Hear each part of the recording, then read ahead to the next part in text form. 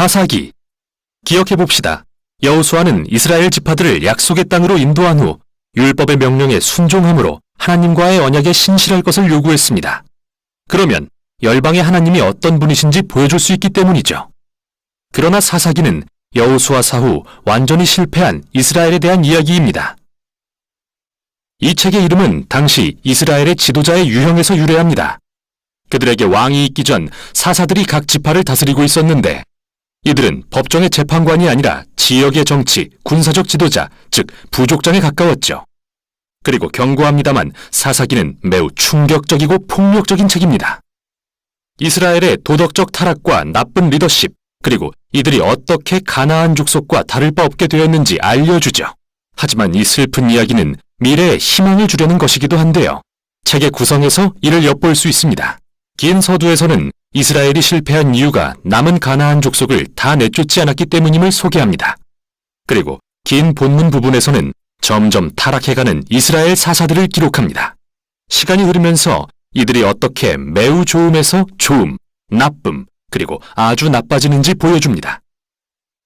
결론은 매우 충격적입니다. 이스라엘 백성 전체의 타락을 보여주는데요. 그럼 각 부분을 좀 더 깊이 살펴보죠. 도입부는 약속의 땅에서 영토를 부여받은 이스라엘 지파들에 대한 기록입니다. 여호수아가 가나안의 주요 성읍들을 정복했지만 여전히 정복할 땅이 많이 남았고 가나안 사람들도 많이 살고 있었죠. 1장에는 이스라엘이 약속의 땅에서 쫓아내지 못한 가나안 족속과 성읍이 길게 나열되는데요. 기억하십시오. 가나안 족속을 쫓아낸 것은 도덕적 타락과 우상에게 자녀를 제물로 바치던 관습을 피하기 위해서였습니다. 하나님은 이스라엘을 거룩한 백성으로 부르셨지만 그렇게 되지 않았죠. 2장은 이스라엘이 가나안 족속과 이웃해 살며 그들의 문화, 종교적 관습을 그대로 수용해버리는 실상을 기술합니다. 여기서 잠시 이야기가 멈추고 2장의 대부분에서 저자는 앞으로 일어날 모든 사건에 대한 개요를 보여줍니다. 이스라엘 역사에서 이 시기는 하얀 곡선을 그리며 더 나빠지기를 반복하죠. 이스라엘은 가나안 족속처럼 되어 하나님을 거역하고 죄를 범하고 하나님은 그들이 가나안 족속에게 정복과 압제를 당하도록 내버려 두십니다. 결국 이스라엘이 자신들의 잘못을 깨닫고 회개하면 하나님은 이스라엘을 구원할 사사를 세워 적을 물리치고 평화의 시대가 오게 해주십니다. 그러나 결국 이스라엘은 또다시 죄를 짓고 처음부터 다시 반복합니다. 이 악순환은 문학적인 구성이자 다음 부분으로 이어지는 흐름인데요. 앞으로 등장할 6명의 주요 사사들에게서 반복되는 현상이죠. 첫 3명의 사사는 온니엘, 에훗, 드보라인데 이들의 이야기는 서사적인 모험담이면서 피비린내가 진동합니다. 사사 자신 또는 그들의 조력자들이 적들을 물리치고 이스라엘 백성을 구해냅니다.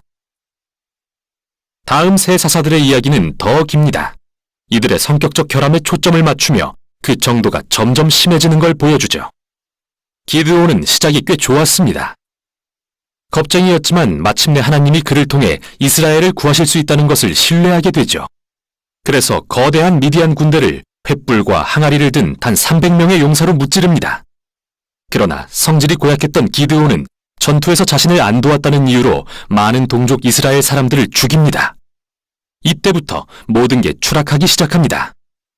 그는 전투에서 취한 금으로 우상을 만들었는데 그가 죽고 나자 온 이스라엘이 그 우상을 숭배하며 다시 악순환이 시작되죠. 다음은 입다라는 사사입니다. 그는 산에 사는 폭력배 같은 사람인데 이스라엘의 상황이 심각해지자 장로들이 그에게 가서 도와달라고 구걸합니다. 지도자가 된 입다는 암몬 족속과의 전투에서 효과적으로 많은 승리를 거두지만 이스라엘의 하나님을 너무나 몰라서 마치 가나안의 우상처럼 여기죠. 전투에서 승리하면 딸을 제물로 바치겠다고 서원할 정도로요. 이 비극적인 이야기는 이스라엘이 얼마나 타락했는지 보여주는데요. 이들은 더 이상 자신들의 하나님의 성품을 몰라 살인을 행하고 잘못된 예배를 드리기에 이릅니다. 마지막 사사인 삼손, 역대 최악입니다. 그는 많은 약속을 받고 태어났지만 이스라엘의 하나님과 관계없는 삶을 살았죠. 문란하고 폭력적이며 오만했습니다. 잔인한 전략으로 블레셋을 이겼지만 스스로는 결코 온전한 삶을 살지 못했죠. 그의 삶은 끔찍한 집단 살육의 장면으로 끝이 납니다. 여기서 잠시 짚고 가죠. 여러분은 책의 이 부분에서 반복되는 주제를 발견하셨을 겁니다. 그건 중요한 순간마다 하나님의 영이 사사들에게 능력을 주셔서 구원의 역사를 이루신다는 것입니다. 하나님이 이렇게 엉망인 사람들을 사용하신다고 해서 그들의 결정 전체 또는 일부라도 승인하신다는 뜻은 아닙니다. 하나님은 무엇보다 자기 백성을 구원하고자 하시는데 함께 일해야 할 자가 타락한 지도자들 뿐이니 그들을 사용하신 것뿐이죠. 이 부분 전체는 상황이 얼마나 악화됐는지 보여주려고 구성된 것입니다. 더 이상 이스라엘과 가나안 족속을 구별하지도 못할 지경이죠.